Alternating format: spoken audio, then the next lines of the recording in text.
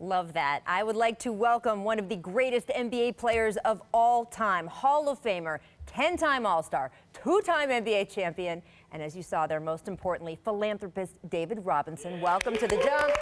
Thank you for joining us. I appreciate that. Thank you. I love that. We're going to touch on that school there in just a second, but you were honored last week at the Sports Humanitarian Awards, which air tomorrow at 7 o'clock Eastern on ESPN.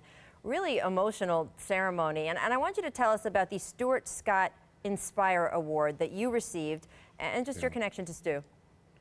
Well, I mean, obviously Stuart's played a huge role on ESPN and kind of shaping our lives, and he's just the way he handled, you know, his last days, his family that he's left behind, you know, his beautiful daughter Sydney. We got a chance to talk a little bit, and she just shines such a beautiful light and represents what he represented. So I looked at it as a huge honor being able to receive an award in his honor and just to carry on a legacy of using my life to impact others.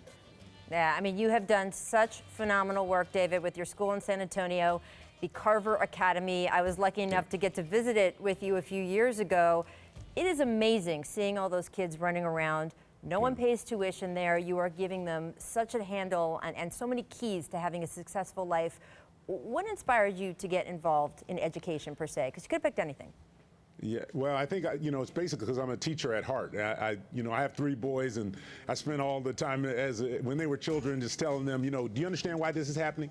And they got so sick and tired of hearing me do that, so I had to go out and find some other kids that would listen to me. So, you know, we wanted to invest in San Antonio, and in particular the east side of San Antonio. You know, lots of high financial need families, and we wanted to bridge that gap between, you know, families with resources and families that don't have resources. It's amazing how the difference between how those kids do, and so we've done this really all throughout Texas. Now we have 40,000 students throughout Texas. We have over 61 schools now, and through IDEA Public Schools, a charter school network, and our goal is to send every single one of these kids to college. So we're building schools as fast as we can. Hopefully by 2022 we'll have over 100,000 students in Texas and in New Orleans, in Baton Rouge. And we'll be sending every single one of those kids to college. So, you know, my passion is just seeing that little light bulb go on in those kids' heads and get them to understand the potential that they have. This is amazing. By the way, it's remarkable that you can have accomplished all that you accomplished in the NBA, and frankly, I think at the end that's going to end up as your secondary legacy. You are creating such generational change here. It is so impressive, David. It's amazing. Now, you know, it's funny me standing up on that stage getting that award because there's so many other people that are really doing all the work.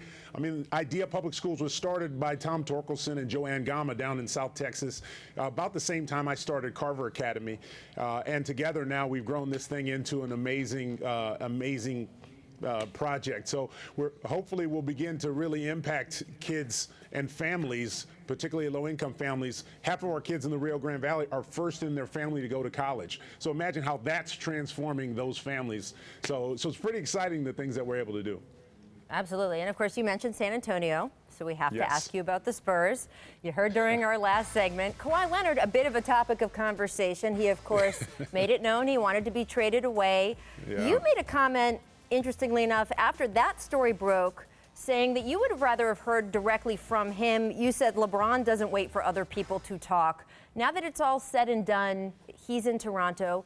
What is your overall reaction to the situation and to Kawhi and how he handled this specifically? Yeah, I mean, it's one of the oddest situations I think I've seen since I've been in pro basketball. He's a hard guy to understand. He's a hard guy to read. And, you know, San Antonio, which we obviously have a reputation for taking care of our players almost too much. I mean, people criticize us for sitting guys down. Now, all of a sudden, you know, we've got a guy who says he felt pressure to play, which is, you know, tough. I mean, what can you do? I mean, you know, we typically don't risk our players' health. But, you know, here, I mean, if a guy's not happy, he's got to, you know, go somewhere where he can play. And I think Pop and RC, our team did a pretty good job of you know, kind of meeting our needs for the future. I think we'll move on from here. I think we're pretty happy with the deal, and we'll continue to grow and get better. Was there a point you ever spoke to Kawhi about all this or reached out to him? I know you're still around the team somewhat.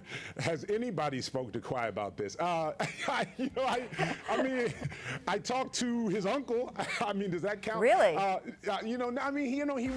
He's a hard guy. I mean, he's just quiet. He doesn't, I've reached out to him several times and just never hear anything back from him.